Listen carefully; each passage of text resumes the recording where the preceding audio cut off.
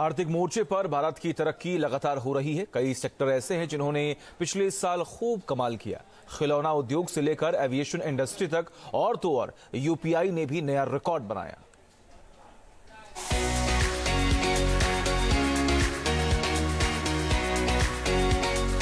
PM Modi ने बदली देश के खिलौना उद्योग की तस्वीर। हमारे यंगस्टर्स, स्टार्टअप्स और एंटरप्रेन्योर्स के बूते हमारी टॉय इंडस्ट्री ने जो कर दिखाया है, जो सफलताएं हासिल की है, उसकी किसी ने कल्पना भी नहीं की होगी। आज जब भारतीय खिलौनों की बात होती है तो हर तरफ वोकल फॉर लोकल की ही गूंज सुनाई दे रही है। कल तक चीन खिलौना निर्माण का पावर हाउस था। आज भारत की टॉय इंडस्ट्री बूम पर है। एक वक्त था जब भारत के खिलौना बाजार में चीन का दबदबा था। सिर्फ भारत ही नहीं, इस सेक्टर में चीन की तूती बोलती थी। चीन के सस्ते खिलौने दुनिया भर को आकर्षित करते थे, लेकिन अब वक्त बदल चुका है। दुनिया ने चीनी खिलौने से खेलना कम कर दिया है और भारतीय खिलौनों से खेलना शुरू कर दिया है। चीन के घटिया और खतरनाक खिलौने के मुकाबले भारतीय खिलौनों को दुनिया किस तरह हाथों हाथ ले रही है, इसकी एक रिपोर्ट से पता चलता है। दरअसल डीपीआईटी के निर्देश पर Indian institute of management Lucknow ने एक स्टडी की है, जिसके मुताबिक साल 2015 की तुलना में खिलौना आयात में 52% की गिरावट आई है। साथ ही भारतीय खिलौने के निर्यात में 239% की बढ़ोतरी हुई है। रिपोर्ट में इस बात का है कि केंद्र की मोदी सरकार की कोशिशों से भारत में टॉय इंडस्ट्री के लिए एक अनुकूल माहौल तैयार हुआ है। साल 2014 से 2020 तक 6 सालों में खिलौना निर्माण करने वाली कंपनियों की संख्या भी दुगनी हो गई है। कच्चे माल का आयात भी 33% से घटकर 12% हो गया है। 12,500 करोड़ रुपए का जो डोमेस्टिक हमारी इंडस्ट्री थी खिलौने की, यानी 1.5 बिलियन $, की जो थी वो 2022 में थी, और 2028 तक जो प्रोजेक्टेड है वो 25,000 करोड़ की है, यानी $3 बिलियन। और अगर ग्रोथ देखेंगे तो 12% की CAGR की ग्रोथ यहाँ पर मेंटेन की जा रही है।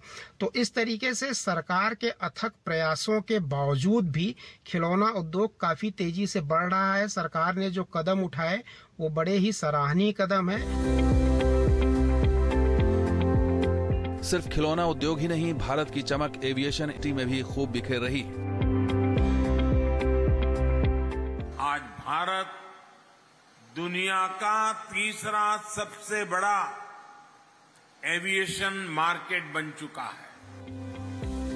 देश में एयरपोर्ट और विमानों की बढ़ती संख्या का असर यह हुआ है कि आज बड़ी संख्या में लोग हवाई यात्रा को तरजीह दे रहे हैं। डीजीसीए के एक आंकड़े ने तो और भी चौंकाया है। डीजीसीए के मुताबिक जनवरी 2024 से नवंबर 2024 तक कुल 64.5 मिलियन लोगों ने हवाई यात्रा की है, जबकि साल 2023 में हवाई यात्रियों की संख्या 58 मिलियन थी।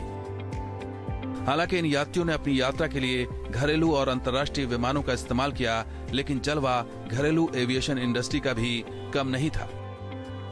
घरेलू एयरलाइंस ने करीब 1.08 मिलियन उड़ानें भरी, जिसमें कुल 146.4 मिलियन यात्री सवार थे। रिकॉर्ड भी बना। 7 नवंबर 2024 को ऐसा पहली बार हुआ जब एक दिन में घरेलू हवाई यात्रियों की संख्या 5 लाख के पार गई। तो एक बहुत जबरदस्त उछाल एविएशन इंडस्ट्री में हमें देखने को मिलता है। 1.02 मिलियन जो फ्लाइट्स जो यहाँ पे ऑपरेट की गई, उसके साथ साथ 146.4 मिलियन पैसेंजर्स, 5.9% की ग्रोथ लास्ट ईयर के कंपैरिजन में। ये नवंबर तक का डाटा है, 2024 के नवंबर तक का डाटा है। लगभग 6% का डोमेस्टिक जो है ग्रोथ यहाँ पैसेंजर पे हो रहा है। इसके पीछे के कारणों को देखा जाए, भारत सरकार ने बढ़ती हुई जरूरतों को, आप ट्रेन में देखिए तो कतारें लगी रहती हैं, लोगों को रिजर्वेशन वगैरह टाइम पे मिलता नहीं है। तो ये एक सेकेंडरी डेवलपमेंट के तौर पे एविएशन इंडस्ट्री को डेवलप किया गया कि उस क्लास को जिनको जरूरत है, जिनको स्पीडी वे में और टाइम को बचाने के लिए ट्रेवल की जरूरत है, उनको एक सुविधा मुहैया कराया जाए। देश की आर्थिक तरक्की की बात हो और यूपीआई का जिक्र न हो, ऐसा कैसे हो सकता है? यूपीआई जिस तेजी के साथ लोकप्रिय हो रहा है, उसी तेजी के साथ ट्रांजैक्शन का रिकॉर्ड भी बन रहा है। एनपीसीआई यानी national payment corporation of India के डेटा के मुताबिक यूपीआई ट्रांजैक्शन की वैल्यू रिकॉर्ड स्तर पर पहुंच गई। दिसंबर 2024 में 16.73 अरब लेन देन हुए। नवंबर में लेन देन की संख्या 15.48 अरब थी। दिसंबर 2024 में लेन देन की वैल्यू 23.25 लाख करोड़ थी। नवंबर में लेन देन की वैल्यू 21.55 लाख करोड़ रुपए थी। दिसंबर में औसत एक दिन की लेन देन की संख्या 539.68 मिलियन थी, जबकि नवंबर में दैनिक लेन देन की संख्या 516.07 मिलियन थी। यूपीआई ट्रांजैक्शन की अगर हम बात करें तो भारत ने लगभग विश्व रिकॉर्ड बनाया है। 250 लाख आसपास का ट्रांजैक्शन इस साल में हुआ। पिछले बीते हुए साल में भारतीयों ने यूपीआई के थ्रू किया। कोई समझ भी नहीं सकता था, जिस समय यूपीआई की सुविधा लॉन्च की गई थी तरह तरह के क्रिटिसिज्म हो रहे थे, लेकिन ठीक इसी तरह की आशंका या क्रिटिसिज्म उस वक्त भी हुआ था जब मोबाइल एक गजेट के रूप में भारत में नया नया आया था। यहाँ पर भी भारतीयों ने मोबाइल हैंडसेट को बहुत अच्छे तरीके से आत्मसात किया और धीरे धीरे मोबाइल हैंडसेट के साथ साथ उसके द्वारा किए जाने वाले कार्य और प्रदत्त सुविधाएं भी भारतीयों के रोजमर्रा के जीवन का अंग बन गई। देश के अलग अलग सेक्टर से आ रही खबरों ने देश की आर्थिक तरक्की को और भी खुशनुमा बना दिया है, जिसमें आम आदमी भी कदम से कदम मिलाकर सरकार का साथ दे रहा है। वो दिन दूर नहीं जब इन्हीं कोशिशों के बूते भारत की इकोनॉमी 5 ट्रिलियन तक पहुंच जाए। Team news nation.